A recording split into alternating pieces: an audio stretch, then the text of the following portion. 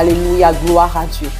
Nous allons commencer aujourd'hui par la prière. Parce que le Saint-Esprit m'a mis à cœur de prier en direct au fait. Parce qu'effectivement, on a l'habitude de prier hors caméra. Et là, je vais prier pour les bien-aimés qui nous écoutent. Vous allez disposer votre cœur afin que la main de Dieu, sa gloire, puisse se manifester au travers de votre vie. Il est dit que par les meurtrissures de Jésus-Christ, nous avons été guéris. La volonté de Dieu, c'est que nous soyons prospères à tous égards.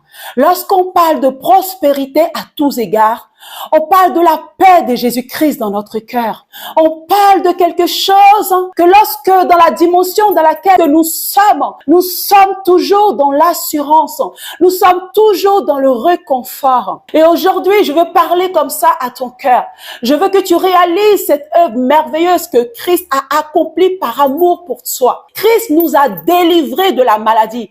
On dit que sur le chemin de Golgotha, il a porté toutes nos maladies par ses meurtrissures. Il les a déjà portés. Et cependant, nous sommes guéris. Nous n'avons plus à être malades.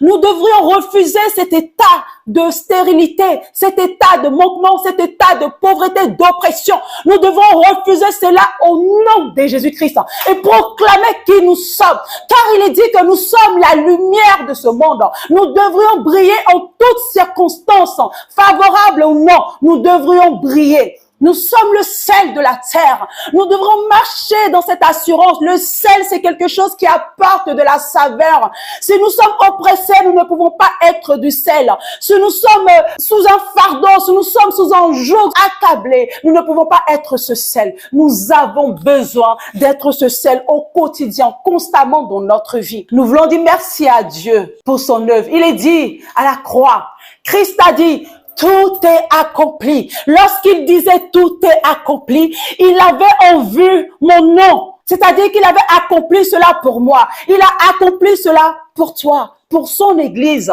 Il t'a donné la paix.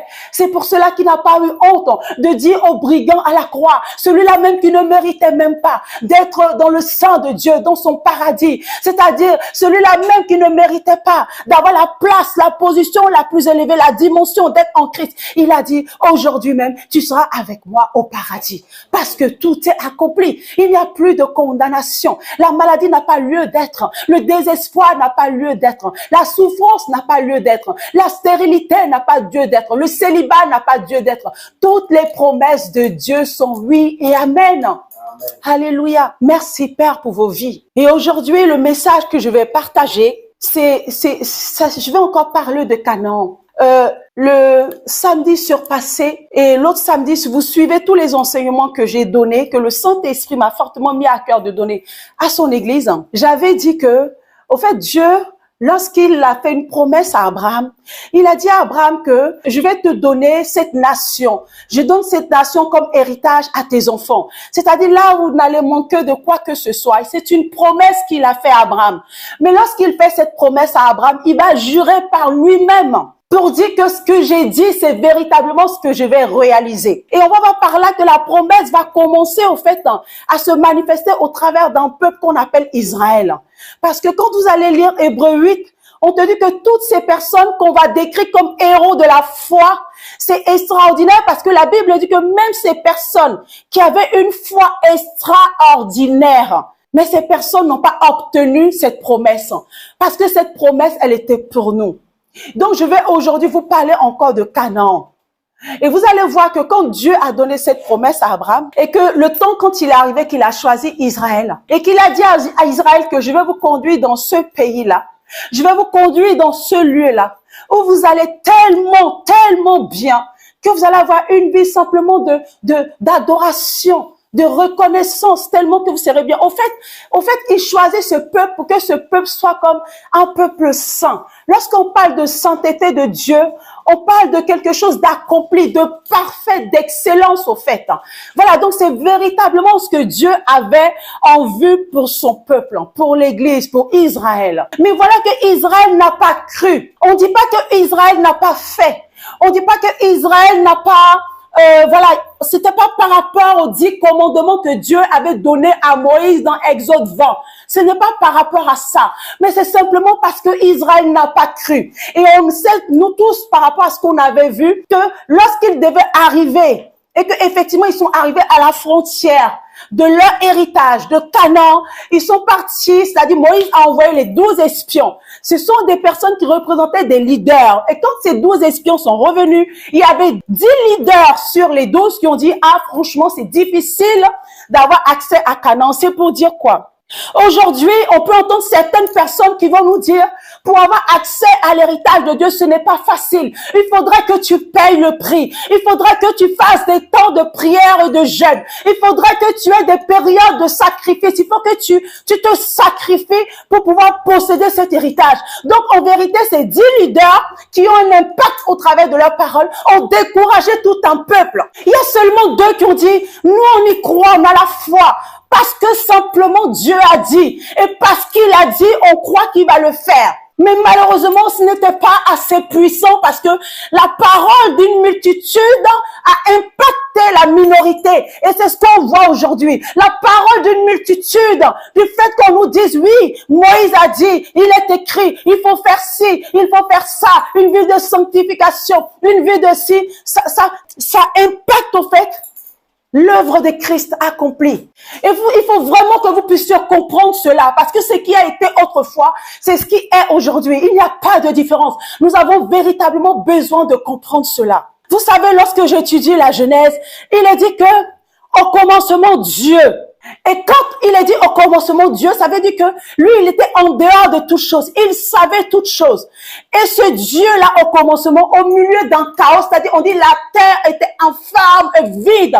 Et mon mari nous avait enseigné que la terre infâme et vide parle au fait du chaos, du désastre, du découragement, des ténèbres. Parce qu'on l'a vu, on dit, quand Jésus est arrivé, on dit le peuple qui était assis dans l'ombre de la mort a vu surjaillir une lumière. Donc là, quand on parle de la terre était infâme, c'était pas la terre en forme de matière. C'était le désespoir, c'était le dégât dans cette humanité. Mais Dieu a dit que la lumière soit. Dieu n'a pas été scandalisé par l'état de la terre. Non, au contraire, Dieu avait une vision. Il a dit que la lumière, c'est-à-dire que le parfait soit au milieu de l'imparfait. Pourquoi? Parce que après on va voir par là que va naître maintenant le commencement de tout ce que Dieu va créer. Dieu va commencer à créer le premier jour, le deuxième, le troisième, le sixième.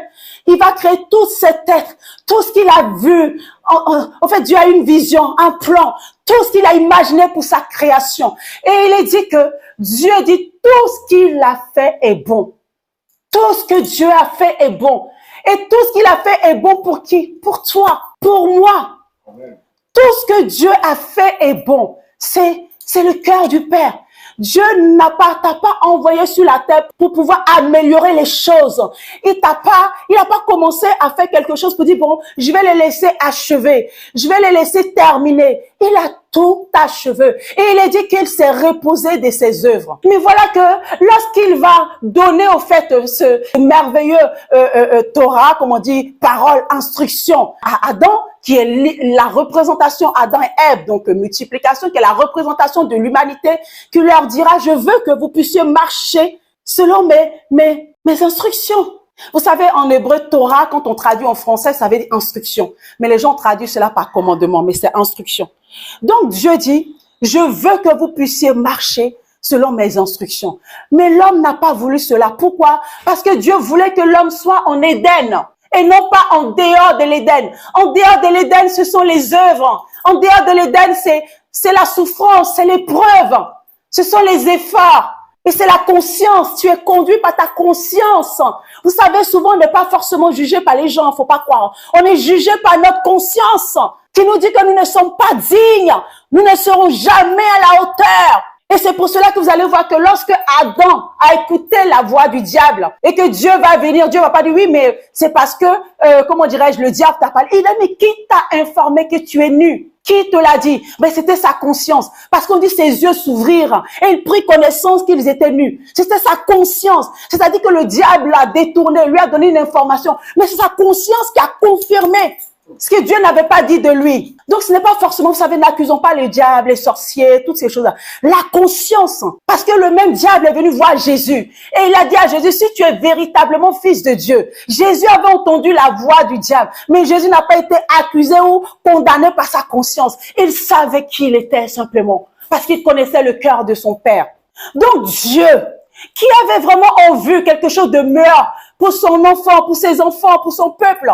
Qu'est-ce qui va se passer? Malheureusement, on va sortir de son plan. Mais Dieu n'avait pas dit son dernier mot. C'est pour cela que lorsqu'il va prendre Israël, il va encore leur dire, on y va, je vais vous envoyer encore là-bas où vous êtes sortis, à Canaan. Et vous allez voir que Canaan, ce n'est pas, comment dirais-je, quelque chose de réel. C'est une image pour expliquer ce que Jésus va venir accomplir. Et c'est ça qui est magnifique dans la Bible. En fait, lorsque tu comprends que Jésus est partout dans la Bible, tu es accompli au fait. C'est pour cela qu'on doit véritablement chercher à Jésus-Christ. Donc, ils n'ont pas cru au fait. Ils n'ont pas cru. Ils ont dit à Dieu, c'est vrai, tu nous as délivrés de la puissance de Pharaon, c'est vrai. Autrefois, j'avais des épreuves, je cherchais du travail, c'est vrai, Dieu avait fait. Autrefois, j'étais dans telle situation, c'est vrai. Mais là, il y a des géants, c'est très difficile. Dieu, je pense que tu sais pas trop ce que tu dis. Tu n'es pas conscient de là où tu nous envoies. Les gens, ils sont plus puissants que Pharaon. Les gens, ils sont plus puissants que ce que nous vivons. Au fait, ils ont douté de la capacité de Dieu. Et c'est juste parce qu'ils ont douté. Juste parce qu'ils ont douté. Donc, ils n'ont pas eu le courage. Au fait, le doute, ce n'est pas le doute qui fait qu'on ne possède pas. Mais c'est subtil. Quand tu doutes, quand tu n'es pas convaincu de quelque chose, mais tu n'as pas de courage. Mais parce que si je sais que ce que je vais faire ne va pas réussir, pourquoi je vais le faire? C'est pour ça que Dieu ne veut pas qu'on doute. Quelqu'un qui a la foi une détermination, tu peux pas l'arrêter. Tu ne peux pas l'arrêter. C'est pour ça que nous encourage à avoir la foi, en fait. Le courage fait partie d'une vision, d'un objectif. Quand tu as un objectif, quand tu as une vision, tu es prêt à tout. Mais le doute t'empêche de rêver.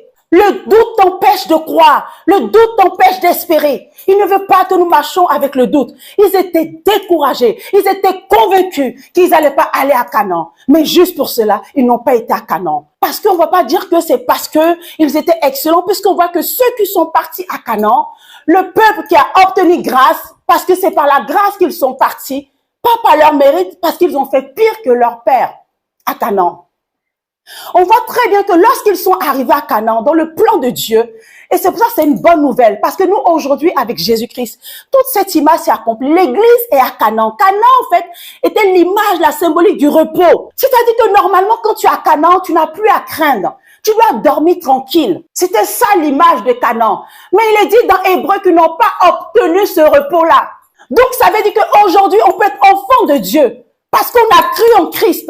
On dit nous sommes bénis de toutes les bénédictions dans les lieux célestes. Mais pourtant, nous sommes troublés. Pourtant, nous sommes angoissés. Pourtant, les gens nous font trembler. Parce que quand ils sont arrivés à Canaan, il y avait des Philistins, il y avait les Gabaonites, il y avait toutes ces personnes-là. Et ils sont partis, ils se sont détournés du chemin de Dieu pour aller vers leur adoration. Parce qu'ils se sont dit, bon, peut-être que pour Dieu, ça marche pas. On va aller vers des hauts lieux, faire des hôtels, parce que Dieu, quand on lui parle, ça dure trop.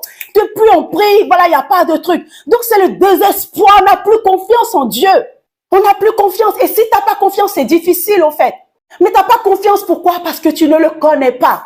Tu ne le connais pas. La Bible dit dans le livre de Matthieu 6, 33, recherchez premièrement le royaume des cieux. Le royaume des cieux, autrefois, les gens pensaient que c'était quelque chose. Vous savez, tout est imagé. On dit que l'Ancien Testament est l'ombre des choses à venir. Et on sait que Matthieu, c'était aussi, dans l'Ancien Testament, c'était l'alliance de Moïse. Et donc, quand Dieu dit rechercher premièrement le royaume des cieux, il parlait de Jésus-Christ. En fait, toutes ces images parlaient d'une personne. Éden, depuis le commencement, Éden, c'était Christ. C'était Christ. La seule chose que Dieu veut, que nous soyons en Christ. Lorsque Dieu parle d'un repos, le repos, c'est quoi? C'est Jésus. Quand tu as eu la révélation de ton identité, tu es constamment dans le repos. Peu importe les circonstances. Il est dit que, bien-aimé, je veux que tu sois prospère à tout égard. On va le prendre, c'est dans le livre de Jean. Donc, 3 Jean chapitre 3, je pourrais parler et sans citer des versets bibliques, mais c'est important puisqu'on s'appuie sur les Écritures et aussi conduire les personnes qui vont lire après afin de pouvoir vraiment comprendre, au fait. Alors, c'est dans le livre de Jean, 3 Jean, chapitre 1, on va prendre celui-là. Il dit, bien-aimé, je souhaite que tu prospères à tous égards et sois en bonne santé comme prospère l'état de ton âme. Et ça, c'est Jean qui le dit. C'est Jean qui dit, je souhaite. Si Jean souhaite, c'est que Dieu lui souhaite quoi pour toi? Si Jean, qui est un humain, souhaite que tu sois prospère à tous égards. Et quand on parle de prospérité, c'est pas, vous savez, malheureusement, ça a été mal traduit. Autrefois, on disait, oui, c'est l'évangile de la prospérité. Mais gloire à Dieu Je préfère l'évangile de la prospérité que l'évangile de la pauvreté. Mais parce que l'œuvre de Christ, c'est la prospérité. Amen. Parce que Dieu est prospère. La première parole il a définie sur sa création, Adam et Ève, il a dit, soyez prospères. Parce que quand tu regardes fécond, c'est soyez prospères. Quand tu regardes les synonymes de prospérité, c'est fécondité, c'est accroître, c'est se multiplier, c'est grandir. Amen. Il est créateur quand même. Il ne nous a pas créé à son image, à sa ressemblance pour qu'on soit limité. Il veut qu'on soit infini, c'est sa volonté. Amen. Donc on va revenir dans notre texte. Donc la volonté de Dieu, c'est que tu sois prospère à tous égards, qu'on prospère l'état de ton âme. C'est-à-dire que Dieu veut que tu sois en bonne santé. Dieu veut que financièrement, tu ne manques de rien. Dieu veut que dans tes projets, tu sois débordant d'énergie, d'idées. Dieu veut que tu saches ce que tu veux. C'est-à-dire que tu ne sois pas à court d'idées, parce qu'il est la sagesse en toi. On a vu au travers toutes ces images, ces personnages, lorsqu'on a regardé que la lumière soit, la lumière, c'était Christ qui a brillé au sein des ténèbres. C'est-à-dire que toi, en tant que lumière, tu n'as pas peur de briller dans les ténèbres. Lorsqu'on arrive et qu'on voit, par exemple, on parle d'Abraham, une promesse à Abraham, il ne s'agit pas d'Abraham. Parce que lorsque Dieu parle à Abraham, il dit, va sacrifier ton fils unique. On sait très bien qu'Abraham n'avait pas un fils unique, il avait deux fils, dis donc. Il avait Ismaël et Isaac. Donc Dieu parlait de lui-même, puisque Ab veut dire père. Abraham, c'est père, père d'une multitude. Qu'est-ce qui est père d'une multitude? C'est Dieu. Amen. Il parlait de lui-même. À un moment, on voit un animal, il voit le bélier qui est accroché là-bas. Il dit, non, je ne parle pas d'Isaac, tu n'as pas compris la révélation. Regarde, il s'agit de cet animal qui est là-bas. Dieu a toujours parlé en code. Amen. Et ce bélier qui était là-bas, c'est qui? C'est encore Jésus. Il était caché dans toutes les Écritures. La baleine qui est venue secourir Jonas, c'était Jésus. Amen. Le serpent d'airain qui a été élevé, c'était Jésus. Canaan, le repos, là où coule le lait et le miel, c'est Jésus. Amen. Toute cette image, c'est Jésus. Recherchez premièrement le royaume des cieux et sa justice, c'est Jésus. Si tu l'as connu, si tu sais qui il est, si tu as observé depuis le commencement de quoi il est capable, quand tu reconnais son cœur et qu'au final on arrive dans Jean chapitre 3, pourquoi Dieu a donné toute cette révélation à Jean? Parce que Jean veut dire la grâce, parce que la grâce elle ne condamne pas et la grâce est une personne, ce n'est pas un sujet, ce n'est pas un adverbe, ce n'est pas un débat, c'est un être. On dit la loi est venue par Moïse, mais la grâce c'est Jésus-Christ. Amen. Quand tu connais la grâce, quand tu as conscience de ce qu'il est capable de faire, se donner à la croix pour toi, se donner à la croix pour ta vie, quand tu sais de quoi il est capable, quand tous les jours tu prends du temps pour fixer la grâce, parce que nous avons tendance à oublier la grandeur, la dimension de l'amour de Dieu. C'est pourquoi on est envahi souvent par le doute, on est envahi par tout ce qui est semblant de problème. Je veux dire, il a dit que rien n'est impossible à Dieu. Il a dit que tu peux tout, tout, tout. La Bible nous dit quoi? Tout ce que tu liras sur la terre sera lu au ciel. On va le prendre. Matthieu chapitre 16, ou verset 17, je préfère.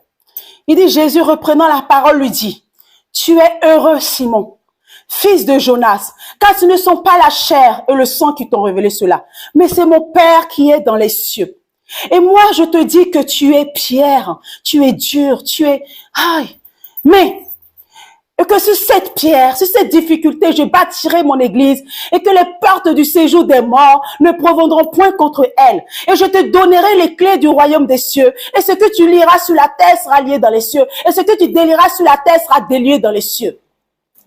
Il faut comprendre que ça, c'est écrit dans Matthieu. Mais Christ n'était pas encore ressuscité. C'est une promesse qu'il avait lancée à Matthieu. Il faut faire la différence. En fait, on va prendre Hébreux 8 et vous allez comprendre. Il y a une différence entre les promesses et il y a une autre différence entre les accomplissements des promesses. Quand on parle des héritiers, c'est parce que tout est accompli. Autrefois, c'était des promesses.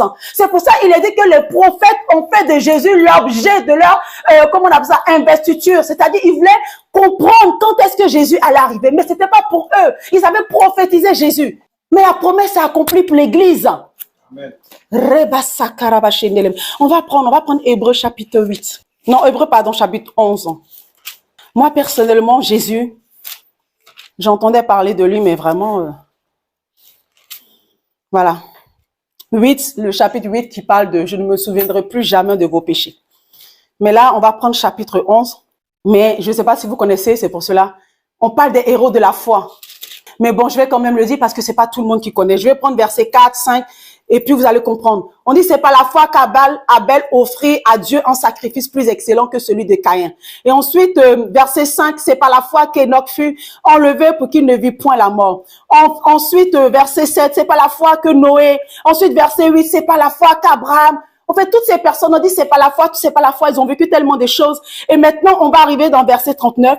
On dit tout cela à la foi desquels il a été rendu témoignage. Ils ont témoigné de leur foi, n'ont pas obtenu ce qui leur était promis. C'est extraordinaire.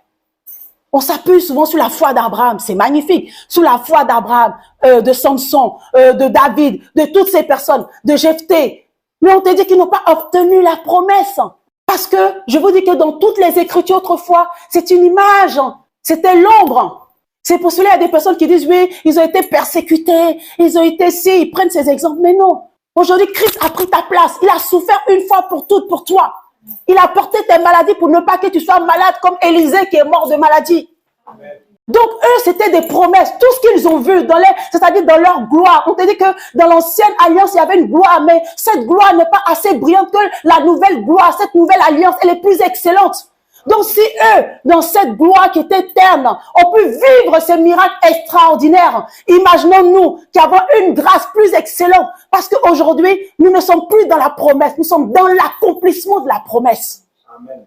Et ça, j'ai eu du mal à comprendre. Et souvent, quand on prie, on dit c'est les promesses. Dieu m'a promis le mariage. Dieu m'a promis la guérison. Et quand vous savez, dans la promesse, il y a une espérance. Comme c'est une promesse, j'espère que je vais être guéri. Parce que bon, il m'a promis, on ne sait jamais, hein, parce que vous savez, Dieu est souverain. J'espère que je vais être prospère. Parce que Dieu m'a promis, on ne sait jamais, hein, Dieu est souverain. Mais quand tu sais que c'est accompli et que c'est un Dieu, ce n'est plus une espérance, c'est une assurance, c'est une certitude. Et maintenant, je ne dis plus que j'espère, maintenant je dis que je crois. Je crois. C'est pour ça qu'Abraham a marché plus de 900 kilomètres, il ne savait même pas où il partait. Il marchait comme ça, il marche, il ne sait pas où il va. Parce que c'était une promesse, donc il ne sait pas où ça va être. Mais avec Jésus, c'est le repos. C'est accompli pour toi, pour moi. Avec Jésus, je suis maintenant la prunelle des yeux de l'Éternel. Il est dit qu'il enverra ses anges de peur qu'une pierre ne heurte mes pieds. Je dois refuser tout ce qui n'est pas mon héritage. Pauvreté, maladie, échec, découragement, distraction. Parce qu'aujourd'hui, je l'ai vu. Parce qu'il est venu. Parce que c'est l'œuvre de Dieu. C'est de cela que Jésus, c'est de cela même plutôt que Dieu s'est reposé. Il s'agissait de Jésus. Ce repos que tout le monde cherchait. Cette ville, Sion, Canaan, le royaume des cieux qui doit arriver. C'est Jésus. Amen. C'est tellement simple, mais compliqué.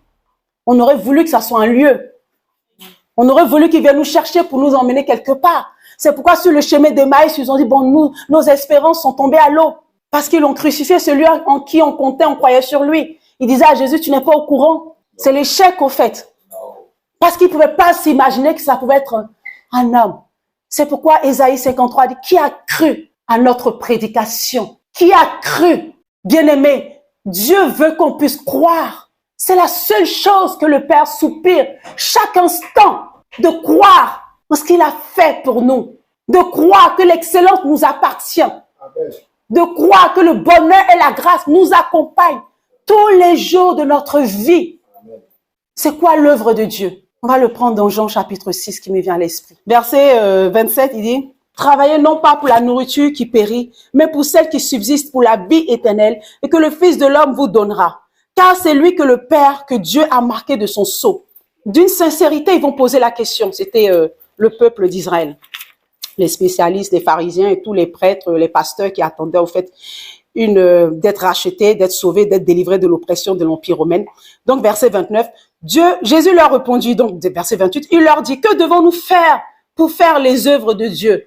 Que devons-nous faire pour faire les œuvres de Dieu? N'est-ce pas cette question que tous les enfants de Dieu se posent? N'est-ce pas cette question que l'Église se pose? N'est-ce pas cette question que des gens sincères se posent? Que devons-nous faire, Père, pour faire ton œuvre? Et verset 29, Jésus leur répondit, l'œuvre de Dieu, c'est que vous croyez en celui qu'il a envoyé. C'est tout ce que Dieu te demande. L'œuvre de Dieu, c'est que vous croyez en celui que Dieu a envoyé. Car Dieu a tellement aimé le monde. Il a tellement aimé Anna qu'il a donné Jésus-Christ afin que Anna soit sauvée. Lorsqu'on parle de sauver, on parle de restauration. On parle de réconcilier éternellement avec Dieu. Si je suis réconcilié éternellement avec Dieu, je suis dans la gloire de Dieu, alors je suis en bonne santé, alors je suis prospère à tous égards. Si j'ai conscience que Jésus est celui que Dieu a donné, si je crois en cela, alors cela suffit. Alors je fais l'œuvre de Dieu. Alors regardez encore. Ils n'ont pas compris. Jésus leur dit ça, ils sont fous. Ils disent, mais quel miracle fais-tu? Donc, lui dit, afin que nous voyions et nous croyions. Quel miracle? Toi, tu parles là. Nous, on veut voir miracle d'abord. Est-ce qu'un paralytique s'est marché à ton ministère? Est-ce que ce que tu es en train de dire là, est-ce qu'on a vu un aveugle voir ton ministère? Nous, c'est ce qu'on veut voir. Quand on va voir, on va croire. Parce qu'attention, Moïse, il a fait des choses extraordinaires. Hein. Parce que le pasteur légaliste qui est là-bas, tu parles de lui. Nous, on jeûne tous les jours. Il fait des choses extraordinaires. Toi, hein, qui? Tu dis quoi? C'est incroyable. Regardez. Verset 32. Jésus leur dit, en vérité, puisqu'il parlait de Moïse, je vous le dis, Moïse ne vous a pas donné le pain du ciel, mais mon Père vous donne le vrai pain du ciel. Car le pain de Dieu, c'est celui qui descend du ciel et qui donne la vie au monde. Ils lui dirent, Seigneur, donne-nous toujours ce pain. Jésus leur dit, je suis le pain de vie. Celui qui vient à moi n'aura jamais faim, et celui qui croit en moi n'aura jamais soif, Église de Dieu. Amen. Parce que sous Moïse, tous les matins, pour se lever tôt, avant que le soleil ne sorte pour aller chercher la manne. C'était quelle souffrance ça? Il y avait un commandement. Tu dois te lever tôt si tu veux manger, avant que le soleil ne se lève. Alors il y a des personnes qui pensent qu'il faut prier à 3 heures du matin, parce que voilà ce que ça veut dire. On est encore dans l'œuvre. Parce que c'est trop simple, on ne peut pas croire simplement à Jésus. Il dit, mais ce que Moïse vous a donné là, vous avez toujours faim. Parce que tous les matins, vous partez faire les mêmes choses. Mais moi, le pain que je vous donne, si vous croyez en moi, vous n'aurez jamais faim. Vous n'aurez jamais soif. Tous les jours, je peux témoigner devant le ciel, devant la terre, devant les anges, devant les démons, devant Satan. Je marche dans une grandeur et je ne cesserai de bénir Dieu. Pour mon mari, avant on disait qu'il n'y avait pas un mariage stable, il y a toujours des hauts et des bas. Je ne connais plus cela depuis que je connais mon identité en Jésus. Avant, je croyais cela à 8 mois de mon mariage. On vivait des hauts et des bas et je trouvais que c'était normal. Mais lorsque j'ai étudié encore les Écritures, dans cette dimension de pouvoir comprendre en ce qui concerne le mariage, j'ai été carrément délivrée. Parce que Dieu ne peut pas dire qu'il n'est pas bon que l'homme soit seul. Il ne peut pas envoyer une Ève pour aider Adam, afin que les deux soient prospères, bénis. Et tous les jours des hauts et des bas, ça ne vient pas de Dieu. C'est un mensonge du diable. Que tu te dois de refuser cela en ayant la vérité. Parce que lorsque tu connais la vérité, tu es affranchi des mensonges. Et depuis cela, il n'y a aucune dispute dans mon couple. C'est hallucinant. Tous les jours. On dit aussi un mensonge que dans le mariage, il y a la routine. Mais quand il y a la gloire du Saint-Esprit, tu ne peux pas connaître la routine, ça n'existe pas. C'est l'homme le plus merveilleux. Je peux témoigner de mon couple. Mon couple ressemble à l'histoire de Salomon. Moi, j'étais Salomon au féminin. Hein. Donc, je vais pas rentrer dans les détails. Mon livre, il est sorti de la prostitution à la prédication. Donc, j'étais Salomon au féminin. Et Dieu va m'envoyer quelqu'un qui, lui, n'a jamais connu de femme. Ça s'appelle la grâce de Dieu. Salomon au féminin. Il avait combien? Plus de 1000 femmes. Moi, j'étais au féminin. Donc, imaginez. Mais j'ai connu la grâce. Amen. Personne ne peut contredire cela. Et je pense que c'est pour cela, il m'a établi. Il m'a dit, je te donne les clés. Annonce la grâce. Parce que tu comprendras mieux ce que c'est que la grâce. Amen. Avoir un homme exceptionnel. On a une même vision. Pas de contradiction dans notre couple. C'est extraordinaire. Il y a eu combien de fléaux depuis que j'ai compris mon identité? C'était depuis 2014. Il y a eu combien de fléaux? Parce qu'avant, j'étais dans la religion, je comprenais rien, dans le faire. Il faut aller le matin, avant 3 heures du matin pour aller prendre la manne. Il faut, comment dirais-je, aller faire le Shabbat, faut pas allumer ton feu, faut pas faire ci, faut pas faire ça. Et toutes ces choses-là. Mais quand j'ai connu mon identité, on va parler du dernier fléau qu'on a connu, coronavirus. Mais tous les matins, mais je suis tellement bien, les gens pensaient que le monde allait s'arrêter là. Et pour vous témoigner de cela, j'ai écrit mon livre pendant que tout le monde pensait qu'on allait mourir. Moi, j'étais en train d'écrire mon livre. Et j'avais mon programme que, après Corona, lorsque toutes les églises vont s'ouvrir, voilà, je vais aller vendre là, je vais aller faire ci, je vais aller faire ça, je vais aller faire ça. Moi, c'était ma tête. Hein. Alors qu'il y a des personnes qui pensaient que oui, on est confinés, tous les avions, tout, même les oiseaux étaient heureux. Mais j'étais heureuse avec les oiseaux. Parce que eux, ils connaissent leur identité. On dit tous les jours, ils louent l'Éternel. Amen, amen. Louer, ça veut dire quoi? Parce que tu sais qui tu es. C'est déjà accompli. Parce qu'ils ne s'inquiètent pas du lendemain. Parce qu'ils savent que le lendemain gérera lui-même son histoire. Je n'ai pas à m'inquiéter du lendemain. J'ai hâte d'être au lendemain. Parce que le lendemain, je vais encore impacter. Je vais briller dans les ténèbres de quelqu'un. Il m'a établi et il vous a établi. Je vous ai choisi. N'est-ce pas moi qui vous ai choisi? N'est-ce pas moi qui vous ai choisi? Pour autant, ils ont tous abandonné Jésus, le Sauveur. Mais Jésus le savait. Il ne regarde pas à toi. Il ne regarde pas à l'humain. Il ne regarde pas à l'église. Il ne regarde pas à la femme. Parce que la femme est une symbolique de l'église. Et dans le jardin d'Éden, la femme a failli.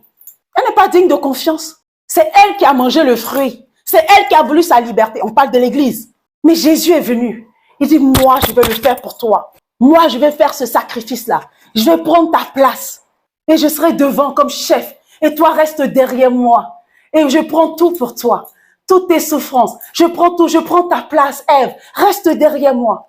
Parce que je t'aime. Tu es mon épouse. Et je reviendrai te chercher. Et je suis un avec toi. C'est pour ça que Paul dit c'est un mystère. On fait un, l'église et l'époux. C'est un. On ne peut pas nous dissocier. C'est pourquoi si je pleure, Christ pleure avec moi. Il ne peut pas me voir pleurer. C'est pour ça qu'il y a le consolateur quand ça va pas. Il y a le consolateur quand je n'ai pas encore compris qui je suis. Autrefois, j'utilisais beaucoup la consolation. Mais aujourd'hui, je suis dans la célébration et dans la reconnaissance et dans l'action des grâces. Mon cœur et ma prière, c'est que l'Église de Jésus-Christ puisse reconnaître cette belle œuvre que Jésus a faite. Lorsque tu ne comprends pas l'amour de Dieu, Dieu t'invite à regarder à la croix.